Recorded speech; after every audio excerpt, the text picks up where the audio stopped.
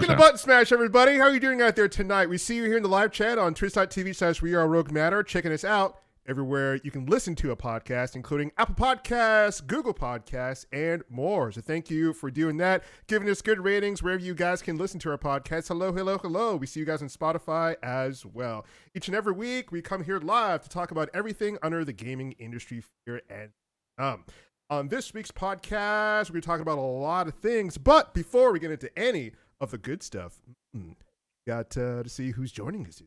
Got Days Mac. Oh, I was kind of ready for this one this week. But that's it. Hi. All right. Speaking of hello. Good job. You were ready. We've got Doc Chris. Hello. That wasn't as ready as Jay.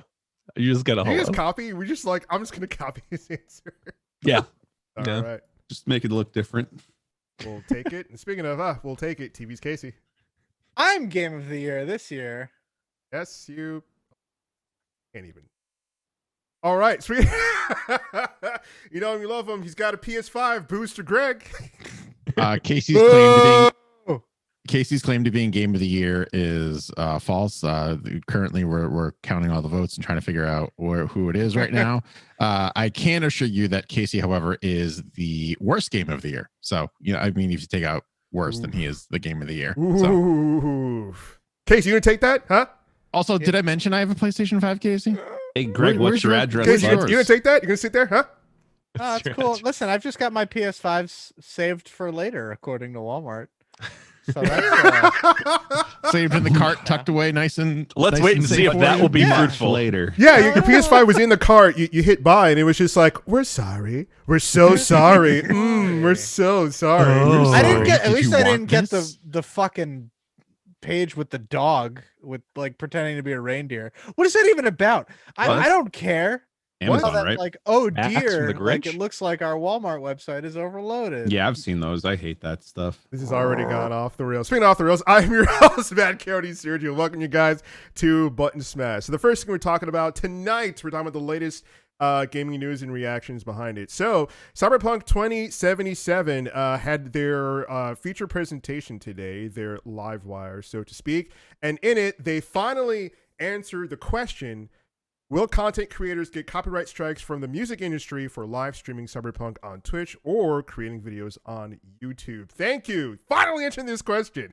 And they showed us some gameplay. So the developers at CD Projekt Red announced today that the game will feature a mode in which you can disable copyright tracks, and they will replace those tracks with different songs, because Cyberpunk CD Projekt Red has made a lot of custom tracks, and they've partnered up with well-known industry titans such as Grimes and Run the Jewels. So they're saying this mode, you'll be able to disable those problematic tracks and you'll be able to stream. So if you're live streaming from your console, this will start automatically, but you can toggle it on or off. On PC, you'll be able to toggle it on and off in the game options. So big news today from their live stream, which I'm very happy about. I mean, that's nice, but today was the day that this game was supposed to come out. Like for the third time in a row. And they, 3 weeks ago told us no. And I took time off today. I have today and tomorrow off of work for this. And I mean, I'm not mad that I took time off now, but I want to be playing some Cyberpunk. Yeah. I feel it. So what do you guys feel about the news they're actually confirming? I was kind of hoping that the music that was already in there would just be DMCA friendly, if I'm being honest. Like, I feel like now there's that question of, if I stream this game, am I going to get the same experience that someone who is not streaming this game has? True. So that's kind of like the big bummer. I'm hoping that with all of this kind of stuff going down, that some of the game devs take into consideration the streamers and a lot of people who are essentially promoting their game for free when they're picking their songs and their music choice. I know it's a very small percentage. Like, it's very easy to kind of get lost in this like Twitch and live streaming world where we're a very small percentage of their overall sales. So they're probably not really considering that to its fullest extent, or like we think that fullest extent should be.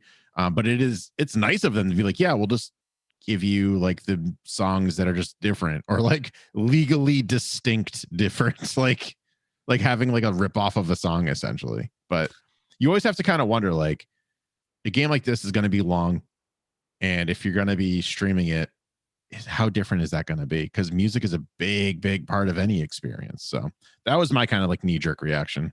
Yeah, and the words were a new mode. So did they not have these plans before the whole No. record industry thing for Fiasco was coming No. out on Twitch? It They sounds like absolutely not, didn't. because they very specifically, the presenter said new mode, and I was like, oh, okay, interesting. So let's say you're playing the game, and as Greg said, music really amplifies and it gets your game going and enhances it. Let's say you're playing a part of the game, right? What if like one of the crazy tracks from Run the Jewels is supposed to be playing, but instead they substitute that with something comparable? They go through whatever database of music they have, and they're like, all right, this kind of gives you the same mood, but it's not the same. So I'm also going to be wondering, okay, when I'm streaming this game, am I going to be getting the same feeling, the same hype in a certain part of the game? Like, Right.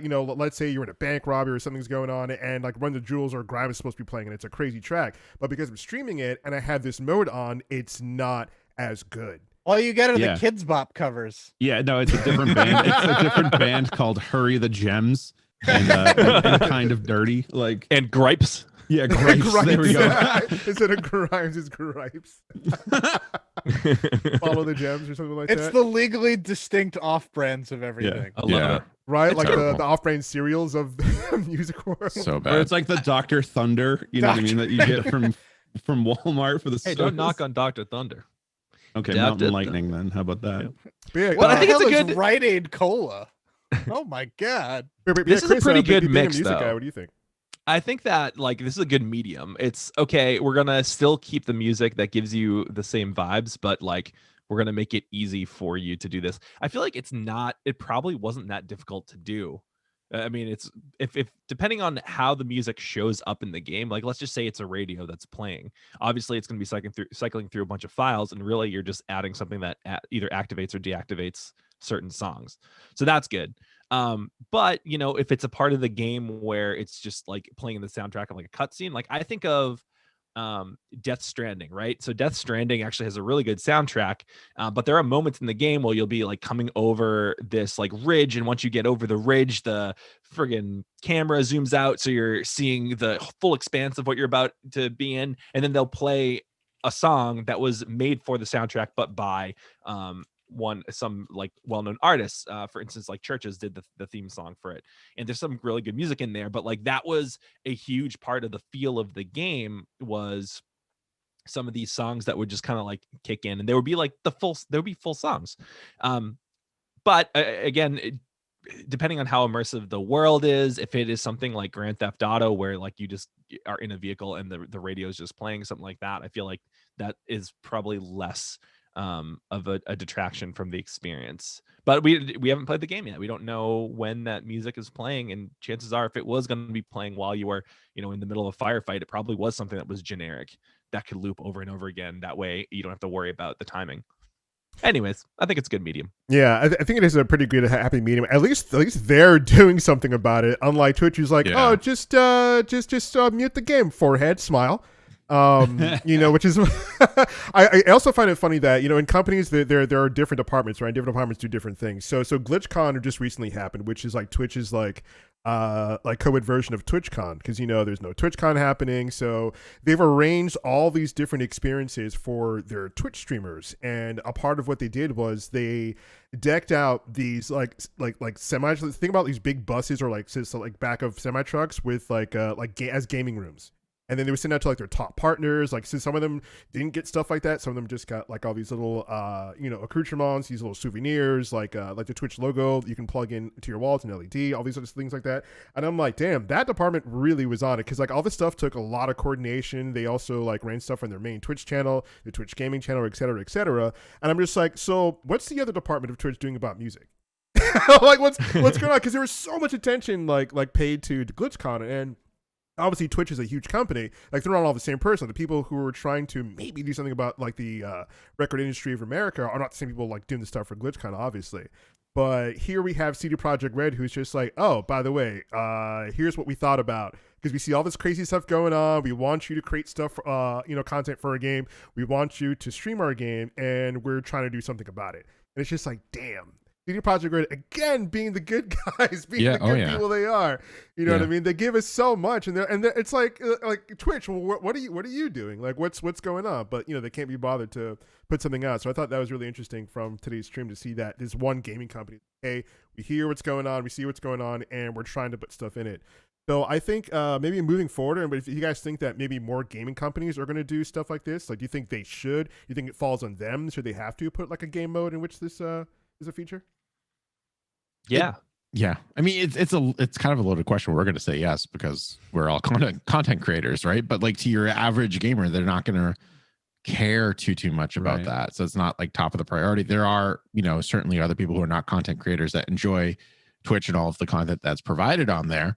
But again, that's just a very small percentage of everyone who actually plays video games. So I really want this to be a priority, and I would love for this whole DMCA thing to like just reshape game soundtracks, just to be like more just in-house instead of just GTA, like throw it on the radio, just like license out a whole bunch of songs and you're good to go, because those games are not going to get as much, I think, airtime on Twitch anymore. Like there are some streamers that are even going as far as muting the entire game when they don't need to. Like there's a partnered streamer named Jambo, and she just muted the goddamn game and just made her own soundtracks as she was going, like with her mouth, and they were not great. She was playing Damn. Rock Band, wasn't she? That was No, awkward. it was Skyrim. She doesn't need to. Wow, what? Yeah, she was playing Skyrim, and she was like, wolf noises. So it's going, it was great. Make your own soundtrack. Yeah. Oh, that's so funny. Yeah, I'm also going to dig on like people getting DMCA'd for like ambulance noises and police Yeah. sirens and stuff.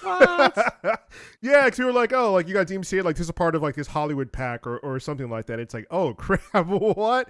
That's Really? insane. Yeah. Oh yeah. People have been DMCA'd for sound effects. That's upsetting. Yeah, it's getting out Wow. of control. Yeah. It's Yeah. getting Well, crazy. yeah, now Pandora's box has been open. There's no closing that sucker back up, right? Like it's hunting Call James season. Cameron. Yeah. Yeah. That's Pandora. Yeah. But what's Avatar. going to happen ultimately is because Twitch didn't. This is not DMCA talk, but it's going to turn into it for like 4 seconds. Twitch didn't protect its content creators. Guess what's going to happen? All their content creators are going to get banned, except for the ones that no one wants to watch. Sorry if you're in the audience and no one wants to watch you. That's not my fault. But Hey man, I'm in the podcast. You're not What- cool enough to get DMCA. but like, guess what's going to happen? They're not going to just go like that. Crowd just doesn't disperse to other content creators. We saw that with Ninja. They just go to a different platform and they kind of forget about this one. So, like, yeah, Mixer's out now, but like we still have Facebook Gaming, you still have YouTube, and YouTube already has measures in place to protect you. So, like, I feel like if this isn't getting under control, Twitch is just going to peace out. I think Jeff Bezos just doesn't even realize that he owns Twitch. Oh no, he doesn't. This is pocket change for him. We're Yeah, talking it's about a just guy who, in the middle of a global pandemic, made $70 billion. Yeah, yeah. Twitch is literally the change that fell in the couch that he forgot about. Yeah. That's what Twitch is to Pretty him. much. It's on his radar. It doesn't come up in the shareholder meetings. He's like, oh yeah, that little experiment or whatever. Yeah, sure, fine, whatever. Next time a business.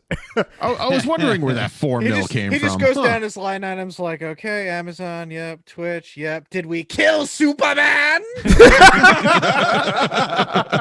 Actually, Yeah, good joke, Casey. Actually, He's good. there. He's Okay. gone full Luthor, man. I'm here for it. Oh, that's great.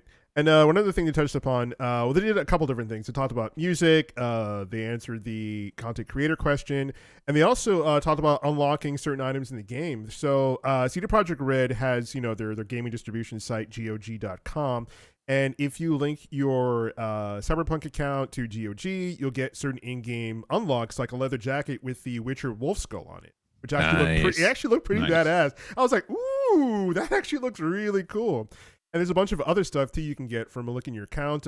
If you played the game Gwent, there's stuff too. If you link your account, yeah, Oh my apparently there's God. still a lot of Gwent players. I still just going crazy. realized that you can't sing the Witcher song if you're wearing the Witcher jacket as you're playing Cyberpunk.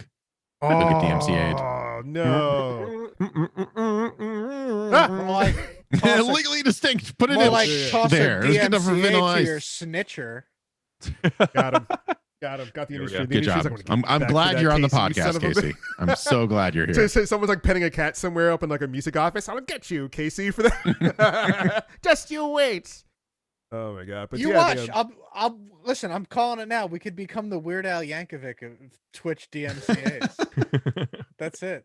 fully legally just it falls under parody, baby. That means you've got carte blanche to do whatever. It's like dumb Starbucks. Yeah. Oh my god. Yeah. But well, one of the thing I thought was interesting. One of the thing I thought was interesting from the Nightwire stream, they showed a not like final gameplay trailer, but it looks like the final gameplay trailer. Early on in the presentation, they talked about Johnny Silverhand, who's played by Keanu Reeves. They showed a really cool behind the scenes thing of making Johnny Silverhand of Keanu Reeves, doing motion capture and stuff like that. And I always love all these like behind the scenes things. I eat it up. I drink it up. But one thing with this trailer though, and it's really, oh man, there's a really neckbeardy thing that happened on the internet today. So long story short, yeah, on the internet, you're sure? You mean there are people who are really nerdy about certain subjects, and they're just like, oh, what, you didn't know that? So basically, at the end of the gameplay trailer, they basically tell you, like the beginning of the game and who Johnny Silverhand is. They kind of just like spoil all of this stuff that, you know, your average viewer who only gets their information from Cyberpunk from these things and what CD Projekt Red puts out kind of tells you. So long story short, I'm not going to say what the spoilers are, but there's two people. There's both sides of this thing. One side is, oh, I didn't know any of that. Why do they spend a whole presentation being very careful not to give you any of this information? Even some of the interviews with the game developers who are just like, well, we're kind of playing it close to the chest. And then at the end of this whole presentation, they're like, by the way, here's who Johnny Silverhand is. Here's who you are. Here's what you're doing. And this is the game. And it's just like, wait, what? Ruined. It's like, wait, what? And then you had thousands of people all crying out at the same time. Are you kidding? Spoilers, what the hell? And then the other side is like, oh, you didn't play the tabletop game that came out in 1988? Everybody knows this knowledge. We all know about it. And it's just like, really? What? That's your argument, nerds? It's like, yeah, we all knew about it. We all play the tabletop. I mean, you didn't play the tabletop game? It's been out since 1988. We all knew this information. This is nothing. It's not spoilers. It's just like, wow, imagine all the people who are watching The Mandalorian right now. And they're like, hey, what's that guy doing with that black saber? And every single one of their friends are like, you don't know the dark saber? You don't know the dark saber? You know what the dark saber is? It's like, imagine being that guy, that person. I don't know what it is though. Can you tell me about it? I'm going to yeet you off this planet right now. Wait, can we go on a Keanu Reeves tangent real quick? Absolutely. The fact that this week they confirmed that Constantine 2 is in development. Yeah. Really? Oh, What? So awesome. Yeah, that's the thing. It was confirmed somewhere else, and then Peter Stormare said, like, posted something that said, like, oh yeah, this is working on. I'm freaking pumped. About damn time. Such a good movie. I love Constantine. It's one of my favorite Keanu Reeves movies. Maybe my So favorite Keanu Reeves movie. I love it. It's probably my favorite Shia LaBeouf movie. I'll tell you that much. Yeah. Wait, he was in Because he's that? actual Yeah. He cannibal. was the taxi Shia cab LaBeouf. driver. Remember his little sidekick? Yeah.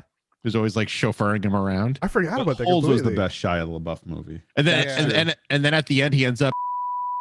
What, you guys didn't watch the movie from 2005. Don't you guys have 2005? phones? Oh my god.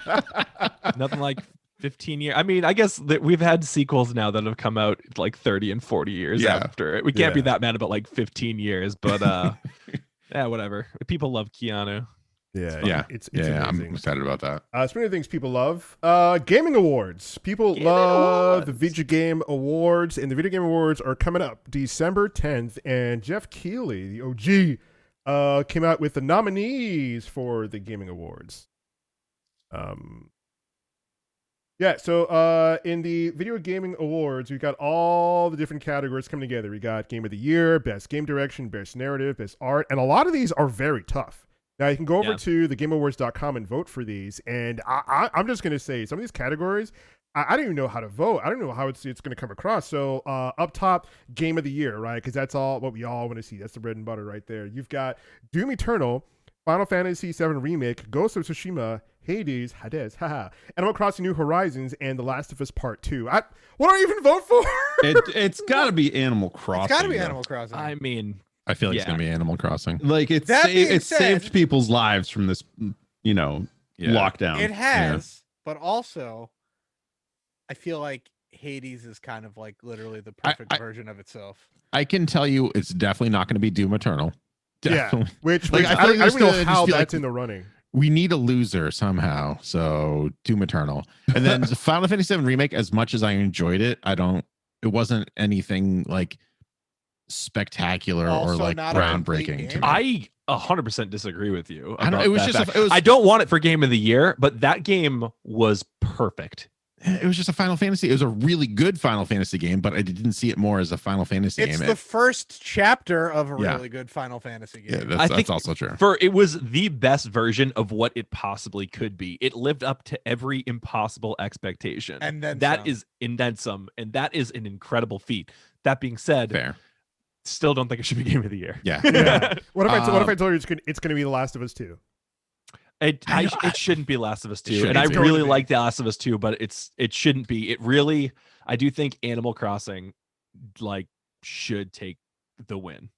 I think if Animal Crossing was not in this list, it would be Last of Us Part 2 for many different reasons, not just because it is like the best game of the year, because it's definitely not in my opinion, but because it has a lot to say like from a political standpoint, which was really Yeah. cool and appreciated. And they took a lot of like, I don't want to call them big risks, but that's essentially what they were. They're like, all right, we're going like all in on Ellie being lesbian. We're going all in on like this whole love like story that's being woven throughout this like post-apocalyptic zombie clicker like wasteland essentially. But I think Animal Crossing, with the year that we've had so far, legitimately helped a lot of people and got people over a lot of things that they didn't know they needed to get over. Yeah. So Yeah, I think there's- Animal there's Crossing that. did save lives. I mean, it's this perfect little It really- island yeah. escape Yep. away from reality, and absolutely, and you had so many people who don't play video games who are hitting up their friends who do play. Like, I don't know how many friends I've had who are just like, hey, how do I get my hands on this thing? Like, what do I Yeah. do? Where do I go? Like, how do I find a Switch? I can't find one. What do I do? I had one of my friends panicking, and she was just like, hey, listen, I can't find one. Like, direct me. What do I do?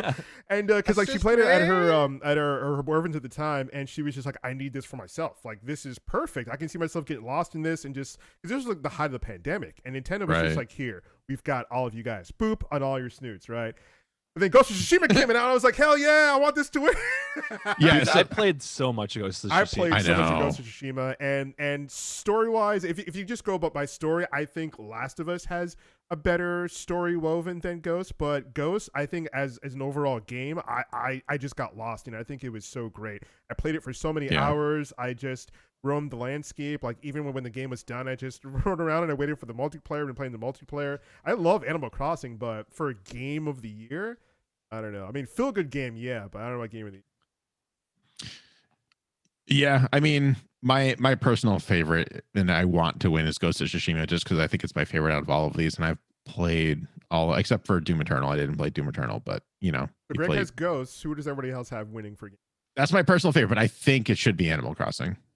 I would love it if it were Animal Crossing, but I would put money on Hades if I were a betting man. I don't think so though. That game has gotten near universal praise. It That- is. Also feels like game. cheating too, because it was early access last year. Oh, you know, Yeah, I but didn't- This that I is didn't know. cheating. This is like fudging it. In my But this, opinion, too. so a lot of people that played that early access though said that this game, like people that played it when it first came out, say that this version of it is the perfected version of it. That it is different enough that they took advantage of that early access and took the feedback and the data that they gathered to make the best version of this game. And I do think a lot of people are playing Hades now. I'm actually thinking about playing it too myself. It's fun. I fired it back up recently, and it didn't feel any different to me, to be honest with you. It just felt like the same old. But I played what it for what like, platform did you play it on though? you see. PC. I'm thinking that maybe Switch is the best way to go with this. I also continued one. off of a previous save, so maybe they just didn't bother like putting in the new game mode. It's possible. They're just like, yeah, whatever, play the old thing. So, Yeah. so who does everybody else have winning game of the year? Chris, who do you have? 2 seconds. 2 seconds. All right. Yeah. I mean, I do think Animal Crossing should win. If Animal Crossing was out of the equation, related to the pandemic, I would have to say Final Fantasy VII Remake. I think Last of Us Part 2 has probably the most engaging story. But man, Final Fantasy was just so good. Every time I reflect back on it, I'm kind of like amazed at how good that game was. Jay, who do you have winning game of the year? Oh, it's Animal Crossing. Yeah. No pandemic, then it's probably going to be Last of Us. But pandemic, it's Animal Crossing. And they really saved all of us. It saved us all. We're gonna hop into a next category here, and this is also a tough one. I think IMO, in my opinion, I think it's a really tough category. This is best performance for the Video Game Awards, and we have Ashley Johnson as Ellie, we have Laura Bailey as Abby, we have Daisuke Tsuji as Jin Sakai for Ghost of Tsushima, Logan Cunningham as Hades, and Naj Jeter as Miles Morales in Spider-Man Miles Morales. So wow, we have Miles got in right under the wire. No, yeah, like the game itself really got in right under the wire. Like it just made it. So we have two actors for The Last of Us. We have Ghost of Tsushima, Hades, and Miles Morales. So for best performance, what do you guys think? I think why does the video game industry just want Ellie to be continuously fighting Abby? That's awesome. Yep. Even in awards, they're like, fight. Yeah. Let them fight. It's boring. It's kind of like wild that, I mean, I get it because the game hasn't, people have been waiting a long time for that sequel, but like, I don't know. It's just like such an obvious answer to have Last of Us Part 2, like even in the mix for like, it's going to be in there for everything. Right. I would go with Hades, honestly, for this. But at the same time, it's kind of hard because like those are like one-liners in the game. It's nothing that's really like, thoughtfully like planned out dialogue wise. It's really just kind of like a lot of one-liners through the game. But the voice actor is really good at what he does, and he does make you feel like he's the son of Hades. So I gotta say Laura Bailey as Abby. I found Abby a much more engaging character than Ellie. Like, don't get me wrong, I love Ellie, especially in the first Last of Us. But I think that Abby as a character is way more interesting. And I thought she was great. You have to kind of balance, because you initially see Abby as the bad guy, and then you have to play through as Abby and see what things are like from her point of view. And it's just so two very different perspectives on one character, depending on kind of who you're playing as. And I just thought it was pretty incredible. Casey, what do you think? I'm going with Hades. I mean, I fell in love with Logan Cunningham's voice when he was the stranger in Bastion. Is that who that is? Yeah. What? Yeah. Good. Yeah. I don't know if this guy has won previous awards or gotten his due, but like he made that previous game for me, and he still delivers it as Hades in this one. I mean, he also does a bunch of other voices in the game, but like he's Hades. Like that's the ticket. I'm blown away. Love it. Absolutely. Greg, do you say who your best performance is? Not yet. Let me ask you this about Logan Cunningham. Did he get death threats on his newborn child because his performance was so good? Because you know who did. And we're going there. From the Greek gods. There's only one clear. Granted, I have not played Miles Morales yet, which will be hopefully Monday at this point. But Laura Bailey did such a great job that people were sending her death threats, her husband death threats, and they were threatening her baby. I think it's a girl, her baby. So like that's how believable, that's how crazy people got with Abby because of the performance that she did, and also what inevitably happened in the game. So I feel like for best performance, it's a no-brainer. It doesn't matter. Like Jin was wonderful. Ashley Johnson just continues to slay it as Ellie. I'm sure Miles was like an amazing character, and I'll figure that out next week. Logan Cunningham was just a bunch of one-liners, and I love me a good one-liner, but like there's no real deliverance. There's no like from what I played anyways, it was just like he says some things, sometimes they're funny, sometimes like there's little interactive scenes between him and another character, but like there was no, I don't know. It was like a more classically. There's not enough there for you. Right. There's not enough meat in the bone, essentially. I'll put it that way. Whereas Laura Bailey is so good at I went into this game hating Abby. And at the end, I was like, I'm Team Abby. I'm Team Abby. Absolutely. Are you kidding me? How many dogs did Abby kill? 0. Oh, true. The gauge. Yep. Yeah. So what's up with game developers and kill? I mean, like we killed dogs. Last of Us, freaking, like Ghost of Tsushima. What the hell? Come on, it's enough. Enough with dog killing. I was so happy playing Miles Morales, and there's no dog killing. I stuck one dog in a water wheel. I mean, Ghost of Tsushima as well.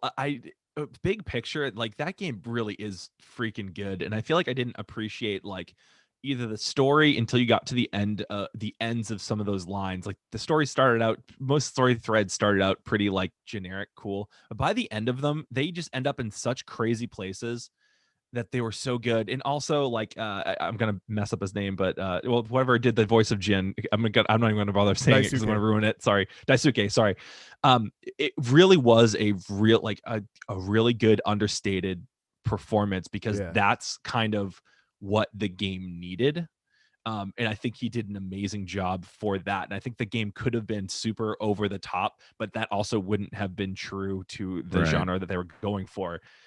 So I will say honorable mention to him as well. But Laura Bailey. I really, as I was playing that game, I really like felt for him in his turmoil, like Louis storming the beach with the samurai, going after the Mongols, losing his uncle, like trying to fight for him. Like every time he's trying to like band people together, they just want to be broken apart. And just like some of the speeches he gave in that game, where he talks about just coming together to save Tsushima and save Japan and save everyone, like and everyone's just trying to go out for their own self-interest. And like I really felt for him in that game. I don't know about best performance, but Daisuke really did a damn good job. And he also does that service where you can pay actors to give you like birthday greetings and stuff like that. And he does it in character. Cameo? Yeah, cameo. Oh my god. Yeah, and he has like a mask like from the game, like the Sakai family mask. And Amazing. He'll be like, "Oh, Michael, happy birthday." I'm like, that's awesome. Cameo tangent real quick. The Todd from Scrubs, Rob Maggio also is on there, and he will do them as the Todd. And the funny thing about him is he's also now, on to supplement his acting, he's also a real estate agent as well. That's really funny. Can I buy a house from the Todd? Please? You can. That's so crazy. Yeah, just saying. Anyways, Cameo is really fun. You should go check it out because it's really hilarious to pay celebrities. But I do want to give my best performance, if I had to go out of this category. Haven't played Miles Morales. I want to say Miles. I want to say Najee Jeter as Miles Morales he does a really good job, especially because there are some times where you can tell he's doing a good job, like with what he's given, right? And a couple of people who see me stream the game know. Because I used to live in New York for a time, and these are like high schoolers in New York, and sometimes it seems like it was written by people who aren't. Because there's a certain part of the game and you see it in the trailer where he and his friend, again, they're both high school kids in New York. There's a festival that's going on in Harlem. It's like street food and stuff like that. So his friend's like, "This is what I love about Harlem. Awesome music, great food." And he's like, "Yeah, it is cool." I'm like, "They don't talk like that in New York. You're a high school kid." Yes. No, like what the hell? Are they from like the suburbia of Minnesota or Michigan? Like what the hell? What is this? Yeah, it's all about street foods. Awesome. I'm like, but he's like trying to sell I'd like to order a sausage with egg and cheese on a roll. I'm gonna get. Give me that bacon, egg, and cheese. Yeah, exactly. But they're like dead ass is a good ass street fair. You know what I mean? Like, damn, this music slaps. You know what I mean? Not like this. Yeah, awesome music. I'm like, okay, who? Cool. Like what mayonnaise sandwich person wrote this shit? Anyway, that's all that we have for this segment. We're gonna go to a quick commercial break. When we come back, we're gonna talk about some other news that went down late. You guys do not want to miss what we're going to talk about when we are coming right back with the Button Smash podcast. Hi, this is Michael Dolce, host of the Rogue Wave podcast. If you like comics, movies, TV, pop culture, and want inside access to the creators behind it, then you've come to the right place. Join us every Wednesday night, 8 p.m. Eastern, streaming live on Facebook.com/RogueWavePodcast and Twitch.tv/RogueWavePodcast. New episodes available on all major podcasting apps immediately following the live stream. Rogue Wave Podcast, the frequency for all things pop culture and the disruptors behind it.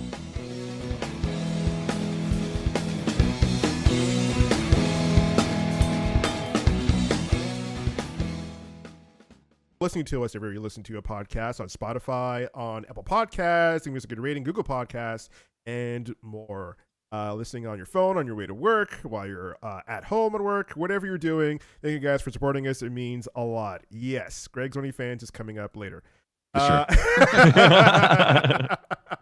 Guys, welcome back to the rest of the show. Early on, we talked about CyberPunk 2077, the Video Game Awards, and now we're going to go into something a little bit more interesting, Mr. Bond. Ooh, what could it be? So, as everybody is home with their streaming services, there's one streaming service that's trying to make a splash. It's trying to get your duck. It's trying to get your butts. And what are they doing? They're adding big budget tentpole movies to them because they're like, all right, we're going to lose out. Coronavirus is still raging in America because America #1. So we can't really have people go to the theater because this movie is going to get a lot of people in theaters and that's not really safe. So just recently announced Wonder Woman 84 is going to be popping up on HBO Max. Woo-woo! Pretty soon. Nice. An early Christmas gift. Yeah. Internationally, where HBO Max is not available, Wonder Woman 84 will premiere in cinemas 1 week earlier on December 16th. In the States, we're going to get it on December 25th in both theater release and HBO Max. HBO Max is $15 US, which is premium, but they're not going to do what Disney Plus did and put a premium on it and ask you to pay more. No, they are not. So That's thank awesome. goodness for that. So what do you guys think about Wonder Woman coming to HBO Max? You know what happened with this, right? They Drops figured of that knowledge. if Wonder Woman 84 actually came out when it was supposed to, it would have been HBO already. So like, put it out there. Who cares? They've been sitting on this movie for so long. It's been delayed so long. Yeah. It probably actually would have been an FX movie at this point. So there's like, whatever. Just let's see if we can get some more subs for our movie streaming service, and let's just see what happens in hopes that it's the gym membership ordeal, right? Maybe they'll forget to cancel and we'll get like a couple extra months out of them. Yeah. I'm all about it. Don't get me wrong. I'm all about this. I actually was envisioning not much worse, but a different scenario. Chris and I had this conversation right before we were permanently working from home, where it was actually probably like a good 15-20 minute long conversation about. Oh, and it was heated. People took sides. I was convinced that what happened with Bill and Ted 3 was going to happen, where they just weren't going to do a theater release. They're just going to do home releases, charge $20-$30, whatever. And it was like maybe a one-time view, and you can just have like your family or friends or whatever watch it, right? And Chris was saying, if I'm not mistaken, and please correct me if I'm wrong, that the theater industry is not going to really go away, that, there's too much money being made by the Disney movie specifically. theater. Yeah, Disney. And yeah, we're talking about Disney in this case. Or for that to happen. Or Buena Vista. Oh, Buena Vista, yeah. Or Buena Vista, yeah. So Yeah. like what we're seeing now is that they're losing so much money because no one's going to the movie theaters, that they're just like, whatever, just put it on HBO. Like, subscription services are the way to go now, for sure. It is. And Yeah. we didn't. So when we were talking about this, we were thinking it was going to be like a like $20 one-time view thing right. as well. Like I Mulan, thought that which was wild that they would charge that much. right. Yeah. I was thinking Greg was definitely much closer than I was. I was thinking that it was going to be like a much higher premium to be able to see something at the same time it was supposed to be in theaters. But we were kind of both wrong, where they went, hey, we're just going to charge the usual price for, especially Bill and Ted in this example. We're just going to charge the usual like $20 to buy the movie, and this is like above and beyond that as well. Well, what was different about Bill and Ted, which was interesting, is Bill and Ted, I think it was $25 to buy it and $20 to rent it. It's like, Yeah, what? actually, yeah. just spend the extra $5. Yeah. Like, What? even if you don't like it, who cares? You already spent at least 20 bones on it. Yeah. Also, Yeah. that's a lot to rent it. What the hell? Yeah. Well, Yeah. that's what they're going. They're going for that like premium that I thought was originally going to be happening, where people Yeah. are like, oh yeah, look, but like, you look at the buy price and it's like, whatever. I'm probably going to want to watch it at some point again in my life. So There will never be a point in my life where I won't want to see Bill and Ted again. yeah, so might as well. And Mulan definitely kind of went in the direction that I thought they were originally going to go to, Yeah. where it's like, yeah, you have to have the streaming service, and then you have to pay an additional, what was it, $30? That was outrageous. And it wasn't a good movie either. Like I didn't Yeah. see it, but like And I it's saw so many still memes. $30, I think. I think it's not. Or did they finally? Yeah, release next it? month. So next Next month, month it's free. is going to be released Yeah. for everyone Yeah. else. That came out in March. Insane. Yeah. There are so many memes that I saw, videos of people like, hey, this is how you watch like Mulan on Disney Plus for free. Type in Mulan, go to the movie, press X or whatever, press play, back out, move to the left, watch the good fucking version, the cartoon version. That's Later, guys, great. I'm out. Yeah, it was like, not. that's It was. amazing. It was not great. And I love watching the reaction from actual Chinese people or Chinese Americans on YouTube and be like, here's why this thing is atrocious. Yeah. And there was a Rip it apart. lot of things they pointed out. They're just like, this was basically like the Chinese food made for Americans and not the actual like Chinese food that they promised was going to be made by actual Chinese people. Right. And they were promising like, you know, historically accurate, like blah, blah, blah, Crouching Tiger, Hidden Dragon. They made it seem like they're like, okay, this is made by Chinese people for, you know, for an audience who will appreciate it. We're trying to go with something less goofy and a bit more accurate. Not 100% accuracy, but here we go. And it wasn't. It was, You know, she's the chosen one and she has secret superpowers the whole time. Yeah. You know. The movie was all about, you know, subjugation to the Chinese government. But another thing that's really interesting about Wonder Woman 84 in the Variety article with his drop, they said the film will stream on HBO Max for a month at no additional cost to subscribers. So it's only going to stream on there for a month. Yeah. But if you're banking on people putting in their credit card, getting a subscription to HBO Max, and then forgetting that they signed up for That's it, true. if it's only streaming for a month and then afterwards someone's like, oh, I like this movie, I'm going to watch it again. It's like, wait a minute, it's not here? Or maybe it's they're hoping that they'll bank on the value of it because HBO Max is like a solid value. It does have a lot of stuff. It has all the Studio Ghibli movies that I know of, at least, and some that I've never even heard of. It's got both versions. It's got dub and sub. Yep. Yeah, it also has Harry Potter movies. It's got like some Cartoon Network stuff in there. Some of the DC stuff. DC's going there exclusively. Yeah, which is crazy because so is DC Universe done? Pretty much. So they're transitioning into a comic book only service. Yeah. I think they're going to add more comics and they're going to be more current than what's currently on there, I think is my understanding of it. Cool. I haven't used that service and I can't even tell you when. It's no comicsology, I'll tell you. Yeah. But some people are upset that I love the internet. Some people are upset that this movie is even going to be on a streaming service as opposed to just being in theaters. So basically their argument is we want this thing to it's supposed to make $1 billion, right? In a regular non-COVID world, this thing would make $1 billion, right? Everybody would go see this movie. So the argument is like, why are they wasting their time and their money and doing this to Wonder Woman by putting it on a streaming service? That's the argument of why people are mad. Wait. Come out otherwise. Who's getting angry about that? The bots that that Warner Brothers is putting on Twitter and making a fake outrage about this. I don't think there's anyone who is actually like I can't think of any reason why someone would be disappointed about this. You get to watch it at home from the safety of your home. You know you're not going to catch like fucking COVID by going to see this movie in your living room. B, watch it as many times as you want in your living room. C, eat a steak while watching this movie. You can pause it. You can pause it. Amazing. Exactly, bro. Home safety and entertainment. But apparently there are Wonder Woman stans who are just like, this movie needs to do the best it can to afford. I've seen so many threads on Twitter about this. It's insane. I'm like, are we just choosing things to be mad at now because everyone's at home and COVID's making everybody insane, just like the Mandalorian stuff, which we're going to talk about in a bit. No.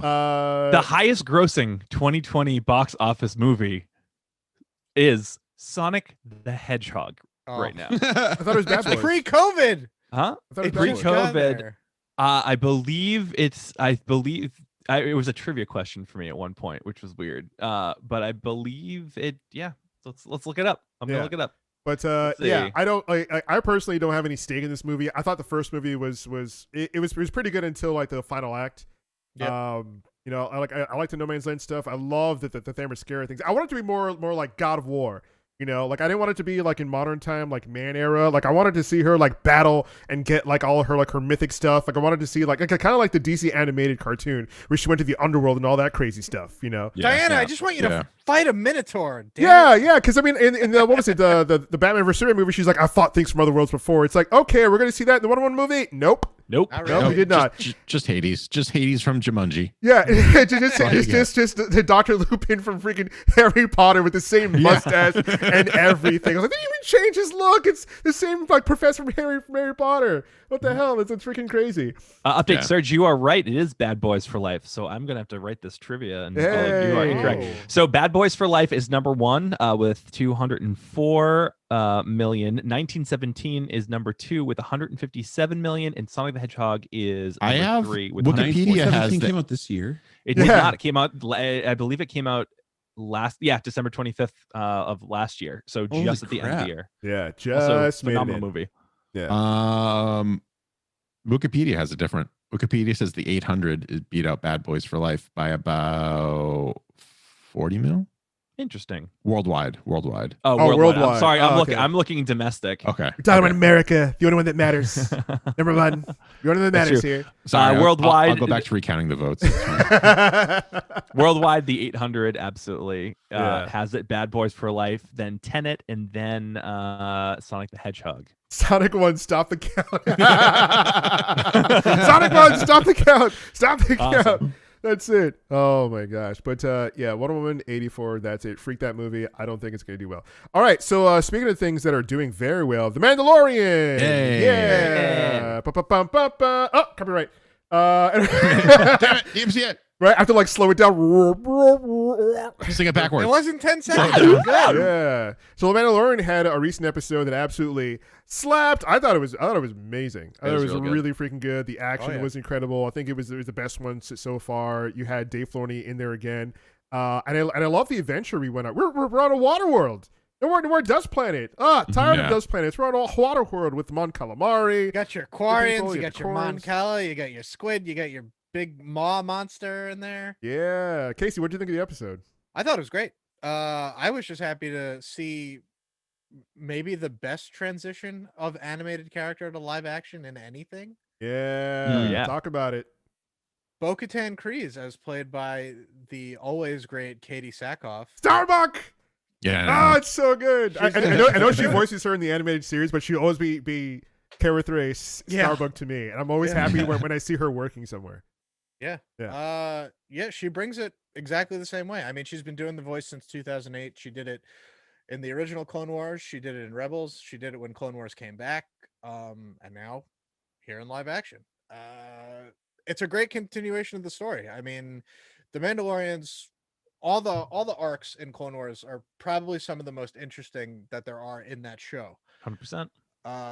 You get Mandalorian Civil War. You get Maul taking over the planet. You get Maul trying to take over the planet a second time. I mean, now you have this really cool in-between period from Rebels and Mandalorian where the Empire just nuked the entire planet, took it over in sort of one final last stand, and now the remaining Mandalorians have just been scattered across the universe, kind of like the Jedi.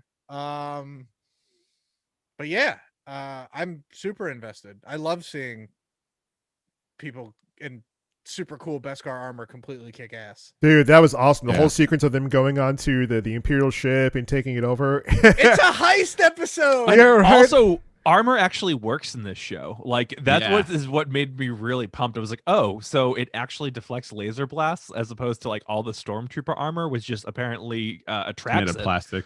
Yeah, just PVC piping. Just in armor form. Yeah, I love seeing like his Beskar armor in action there, especially when Yeah. like they're going down the corridor and all the stormtroopers are shooting at him and it's just bouncing off and he throws the explosives. So Awesome. good.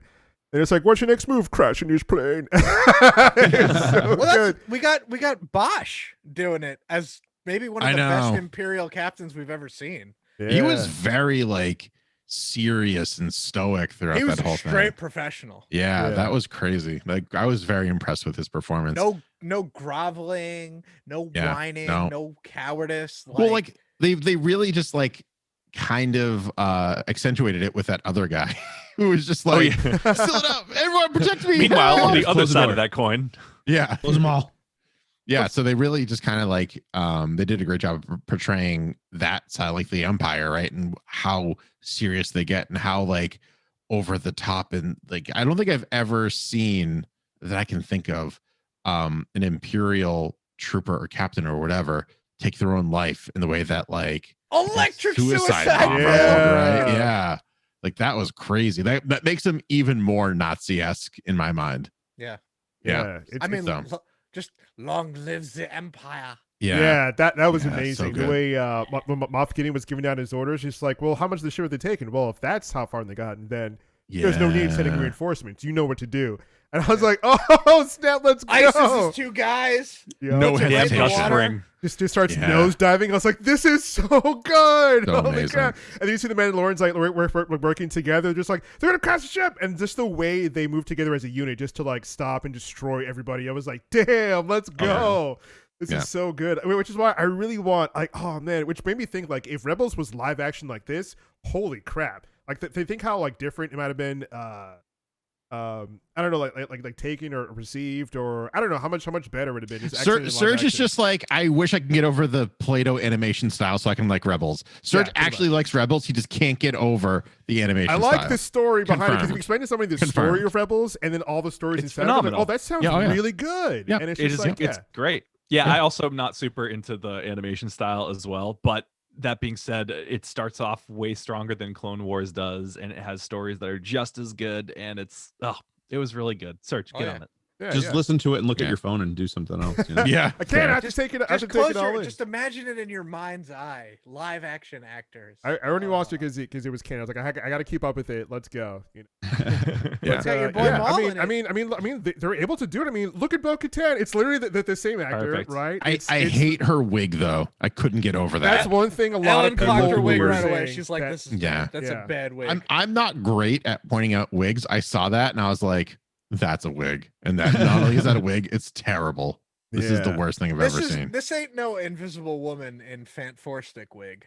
Yeah, no. That's bad. I This wish was it was serviceable. that quality. That's how bad it was. Yeah, that's when you see like some of their budget, because like you have so many things that look really amazing in the show, and it's like, okay, here's what the budget kind of weans a little bit, but for the most part, I mean, her helmet is perfect. Yeah. Every single detail on there it's spot on. Dude, like I was watching reaction, people like seeing her come up, and then they're just like squealing out of nowhere, like, "Oh my god, it's her! No way!" And I was like, "Yeah, get hype." You know, like all the Rebels fans were just like overjoyed, and it was awesome to see their reactions. You know? Yeah, but yeah, sure. I think the episode overall, I think was awesome. I can't wait to see, and the rest of her armor like works well too. I mean, not gonna really go into that because it's really stupid. I think like every week someone's like thinking of something new to complain about. Anita Sarkeesian, dude. Yeah, she clocked it. She's like, why do they gotta have boob armor though? And it's like, hey, they do. Deal with it. Get over it. I did really enjoy that they kind of addressed why the Mandalorian always has his helmet on, because we've even said it on not only the show but back when we were Bad Pretty Funky. We were just like, why like everyone takes off their helmet. Like we've seen it in Clone Wars, we've seen it in Rebels. Like the Mandalorians take off their helmet. That's the thing. It's like, oh no, these are like this is like the Jedi almost of the Mandalorians. Like they're tasked with this one thing, and they just kind of like went off on autopilot, and now this is kind of how they've ended up. It's really fucking cool. Yeah, Children of the Watch. Yeah. Somebody in my circle basically was like, "Oh, so Din Djarin is just the Jehovah's Witness of Mandalorians." Pretty much, yeah. Acidic Mandalorian. They're a splinter group that's extremely attached to the old ways and doing their own thing. And I'm like, yeah, okay, it makes sense. Fair, yeah. And I love that confrontation with him and Bo-Katan on that, because even he was like, the what? He's like, what are you talking about? And she's like, oh, you know, a group of religious nut jobs. You know, that's who you are. And he's just like, there's only and he's like, there's only one way. And she's like, okay, dude. Proving my point. Yeah. And moving on. Yeah. Then when she changes the deal on him, she just hits him with that sassy, "This is the way." I was just like, that was so good. My sister ran the damn planet. I think I know what I'm talking about. Yeah. She's I like, just want him to go back to the armor and be like, "What do you mean we can take our helmets off? Are you kidding me? My face has not touched sunlight in 35 years." Do you think after meeting her and going through that, maybe they'll meet up again, that he's going to adopt that, or he's going to stick with his way? I think he's going to stick with his way. Yeah. It's so like, I feel like the only time he's going to like actually take his helmet off again is in another life or death situation, but this time it'll be on his terms. Yeah. I think the only time the new king of Mandalore. That'd be a good game to play, right? To figure out like what, like put in a pool, like why he would take his mask off or his helmet off. Like what situation would force him to do that? Put me down for mask fleas. It would be to stuff the child into it to protect him. You know what I mean? Oh, that's actually a good guess. Yeah. Well, what do you think is going to happen in the next episode?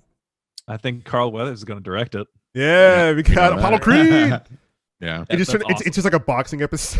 He's like, what do I know? We kind of already got that in the first episode of the season with the Gamorrean Fight Club. Yeah. With the vibroblades that actually vibrated. And John Leguizamo. I'm still holding to it. I want a train heist. It's time. Okay, you're going through all your Western tropes. You got to do a train heist eventually. They do. It just has to happen. And bring back pod racing for the Let love it be of now. God. Yes, and bring back pod racing. True. So do we think we're going to see Ashoka Tano in the next one? Ahsoka, No. no. Yeah. Well, I think we're so- going to see her in the last episode, Very end. and it's So- going to be like a silhouette. I don't know though. I think So- we'll get Little her bit. in. I think Greg's right. I think Greg had the idea. Greg, you say what your idea, what you think it is. So my idea is we got to mention last episode. So we're going to go through this entire episode not seeing her but expecting her, and then it's going to be this big reveal where either A, she's like a cloaked stranger that's been in the background the entire time and she takes off her cloak and like you see it, boom, badass, or B, she jumps in for like the final fight, whatever he needs help with, that like just with one swoop takes out the bad guy and just says like something like, "Hey, Sky Guy," just to piss off. Oh God. No, she won't say Sky Guy, but she'll show up at the very last second, and that will be the cliffhanger that we need for next week. And it's going to be someone like Favreau or Filoni like taking over as directing for that Yeah, episode. wait. When she appears, like, how many things are they? Because like they're so heavy on fan service this season. Like, how many things is she going to drop like right off the bat that lets you know that she's from like a It's going to be certain her time? dual white lightsabers. That's all you need. It's There is literally that, all you yeah. need to show that it's her. And like Listen. maybe the silhouette, but And then she's going to mention like Anakin somehow. Like I We're think they're over- just we're going to start like overlooking- dropping stuff. Hold on a second. Kind We're of reminds me overlooking- of this other guy that I knew. Haha, wink, wink, audience. And I'm just All like, right. I don't think they're going to "Oh." do that. I don't think they're going to do that. I will think, tell you what they will do. what. They're gonna use the term Baby Yoda in canon. think Because so? I hope not. I hope not. Well, Because hold she's on. new Right? Yoda. Yeah, She she met knows Yoda. Yoda, but in everything, they're very protective of not calling him Baby Yoda. Like no publicity stuff, Yep. no interviews. Yeah, nothing. the child. The yeah. child. The child, yeah. That's his name. That's his name on all the merchandise.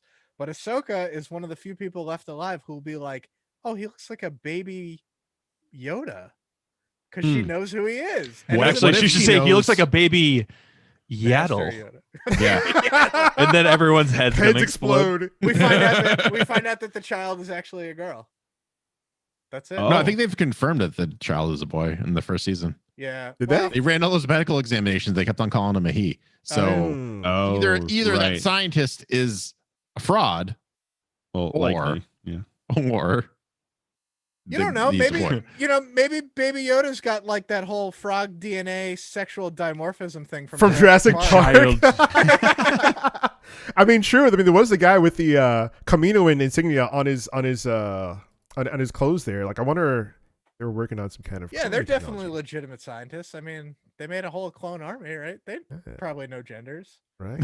They probably know what's going on under there, under the hood there. Yeah. Yeah, but I think we're gonna get Ahsoka at the very last minute, and it's gonna be like a holy shit moment, and then at least that's what I would do, right? Like building right up to it, where he goes to this big adventure, this big fight, just to like find her, and then he does, and then next episode, and then we get like the explanation. We need something about what's been going on in her life because she's not been living the best life. I didn't get to watch the last episode of or last season of Clone Wars, but I did get to see her in Rebels. So like she did not do well. She did fine, but she's not. She's not. Wait, you saying haven't Sky watched Guy the last anymore. season of Clone Wars? No, because I want to watch it all the way through again, but I keep on getting distracted. Oh my god, it's so good. She's such a badass. It's almost as good as one of the movies. Well, I read the book that like it was just about what happened after Order 66 with her, and that was fucking amazing, and that's how she got her lightsaber crystals. So I know how badass she can be, believe me, and it's especially in Rebels too. Like she really proved it. So I'm just excited that we're getting more of the series into something that's more popular and Yeah. more like in pop culture. Because what that's going to do is that's going to get hopefully more people into these series. And then from that, we'll get more series. Because they'll be like, oh, people are so interested. We need to make more of these. Oh, Yeah. Mando 2 is absolutely pilot season. Are you kidding me? We got the rumors about a Boba Fett show. We got the rumors about a Bo-Katan show. We got Yep. rumors about a Cara Dune show, an Ahsoka show. It's like, all right, so who's getting past the child to be the spin-off football here? You know? Yeah. I heard that they already started doing the Boba show. I don't know. You know me, I don't follow solicitations, but like it wouldn't surprise me, although he should just be a recurring antagonist in this show. I'm telling you. Yes. Yeah. Yes, he should. He It should should. be. In this segment, what we're going to do talk to everybody about what they've been playing. And first up, let's take it over to Chris. So last week I told y'all I built my own computer. Woohoo! It works. It turns on. I can play things. And I forget if I went into it last week, but I'm actually I've been playing Bastion. Hey, the Bastion. And So I had gotten it in like a humble bundle or something, and of course I didn't have a computer I could play it on, and I knew a lot of people liked it, but I didn't really know what the game was. In fact, up until I turned on the game for the first time, I thought it was some sort of turn-based strategy game. Based off of how the visuals looked, kind of the grid. Oh boy, was I very much wrong. My little brother encouraged me, "Hey, you should check out Bastion." I was like, "All right, fine, I'll open it up, whatever. See what this turn-based is. Oh look, I'm moving around. Oh look, I'm hitting things with weapons. Oh look, this is an action game. Oh, this is way different." And now you're being narrated in the sultry tones about a man telling you about the calamity. Yeah, he's The like, kid walked down the street and he Oh. saw Casey and said, "You know what? I want to punch him in the goddamn face." The kid walked up to Casey and punched him in the goddamn face. Man, did it feel so Hit him good. with a hammer. he paused to reflect on it again. Yeah, it's what a good game. Yeah. I'm into it so far. I'm gonna keep going, and this is really what makes me kind of want to check out Hades. I have a question for everyone that plays Bastion here. Are you using mouse and keyboard or are you using a controller? I played it on Xbox 360. Yeah, I when played it, but back in the came day, out. so controller. Believe yeah. it or not, I played it with mouse and keyboard. Oh, Really? Yeah, What? I know. You know me. I'm a big controller proponent, but some of those levels got real tough, and controller was the way to go. all when right. you're We doing got the- chat. We got controller as well. So just go against what Casey does on PC. Yeah, I guess. Yeah. I'm playing the game. I'm like, you know what? This really feels like it should. It feels like a controller game, which is kind of why I'm thinking Hades. If I'm gonna get it, I'm probably Hades gonna is play it on this. Definitely a Switch. controller game. Yeah. Definitely. a controller game. Anyways, I'm enjoying it. Also started Miles, but I'll let Serge get into that when he chats about it later. Yeah. Next up, Anyways. we got Casey. What have you been playing? Animal Crossing just put out another update. One's long overdue. Hello, 1,500 more hours. Oh, that's Yeah. it. What's the highlight of this one? They added 6 new POC hairstyles, which was something the game was sorely lacking. So that's great. Also, you have an emotion where you can sit down on the ground, which is Neat. cool too. Yeah, it's the little things. But the major parts of the update, they gave a bunch of new reactions. They gave a bunch of new hairstyles. They're setting up for the harvest season, so Thanksgiving, which is next week. And good thing they got it in just under the wire because there's not really too much prep you can do before then. The update is also encompassing for the holiday season, so a whole bunch of Christmas stuff. I was going through I don't want to call it the data mine, but I did want to just take a look at kind of some of the stuff that was new to keep an eye out for. And there's like a couple hundred new items. Like they're always adding just little bits every time they do an update, just enough to kind of keep little bits. Just put it in your mouth. No, Rick and Morty. yeah, that's it. They just keep giving me a little taste to keep coming back. But I will say my interest in the game has kind of waned. What? You're Yeah, right. because I It sort of waned? so. I know. It's hard to believe. Do tell what has made you wait. I mean, I got my island pretty much where I wanted it. I got all my residents where I wanted them. You know, there wasn't really much to go in and do every day. I took a break from doing trades because I've been doing more time in my real life job. And I thought, oh, with PlayStation on the horizon, I could put away these childish things. And also I may have tiny got a little bit addicted to Hyrule Warriors. You're welcome. Oh, is it any good? Yeah, it's really good. Yep. And it comes out tomorrow if you're listening to this live on November 19th. But I mean, Yeah, that demo. Everyone, check out that demo. If you that have a demo Switch, complete- it do blew me yourself away. a favor. Just Oh, yeah. just download the demo, and it's the way it feels. The way you wish. It is the way. You This wish is the way. that This is the way. Breath of the Wild played. Like as far as like, if I'm a button masher, so I just want to go in and just plow through an army. of plow through an dudes. army. Yeah. Oh, it feels so good. Speaking of plowing through, Jay, what have you been playing? So first of all, I got to bring up that in our little Google Doc with our show notes, I'm very happy that somebody wrote probably Rust ? Because I failed to fill this out. For our little You're welcome. our little videos, or FMA, which if you guys don't know what FMA stands for, it's this anime called Full Metal Alchemist, and that's a joke I haven't said in 17 weeks since we Love started this new Just pocketing name. it just for this. That's upsetting. There we So go. you're welcome. But yeah, it was Rust a little bit, but I actually did play some Persona 5 again because I haven't played that in quite a while. I never finished it, much like I haven't finished any game except for playing Rust all the time. But Persona 5 is just such a good game. Like it puts you in such a good mood, even though you're dealing with like weird people's emotions and stuff like that. But it's awesome. I can't say enough about it. Just like a slice of life, anime the video game basically. But really it's just always Rust. Nice. Good to see that. What about you, Sergio? What have you been playing? Oh man, I've been playing a game that has come out recently on a certain console I don't have. I've been playing Spider-Man's Miles Morales on PlayStation 4. I like the game. It's about like 64, I think, last time I saved into it, and it's a lot of fun. I'm really liking how they improved on an already great Spider-Man game. The swinging through the city feels good. The combat feels amazing.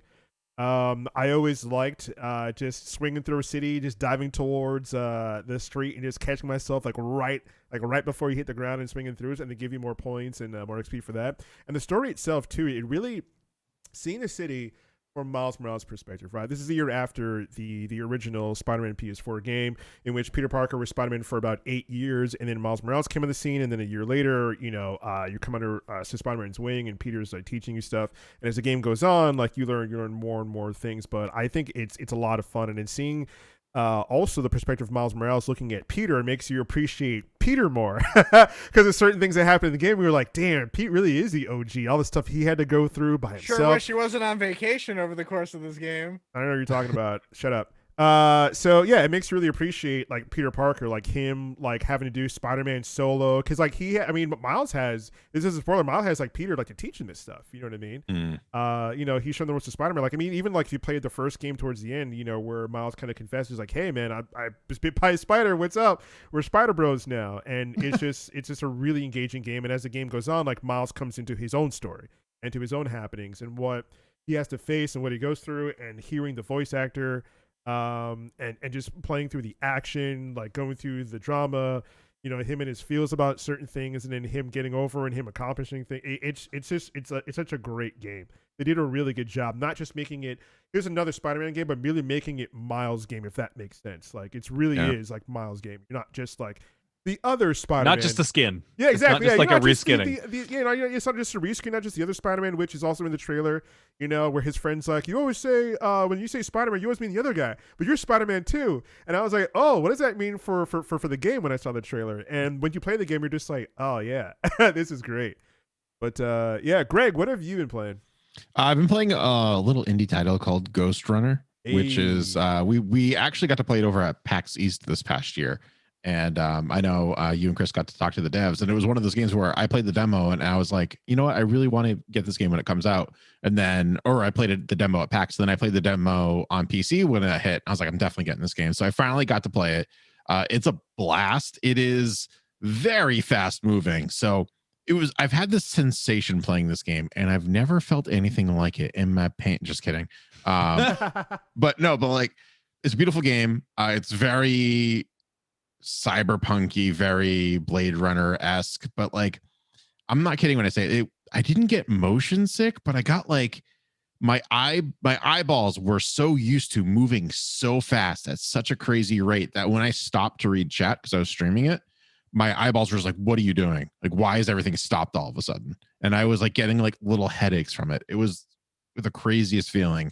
And the game doesn't let up. Like it doesn't really hold your hand. It kind of tells you some of the basics, but there are little things that you can do. There was someone who does speed running for Ghost Runner in chat, so he didn't really spoil too much of it, but he was kind of giving me little like gameplay pointers and stuff like that, and just how to move like near Sonic fast, essentially. So I was kind of getting used to that. It's a solid game. It's not very long. I think I'm gonna beat it tomorrow. So on the 19th, Casey said.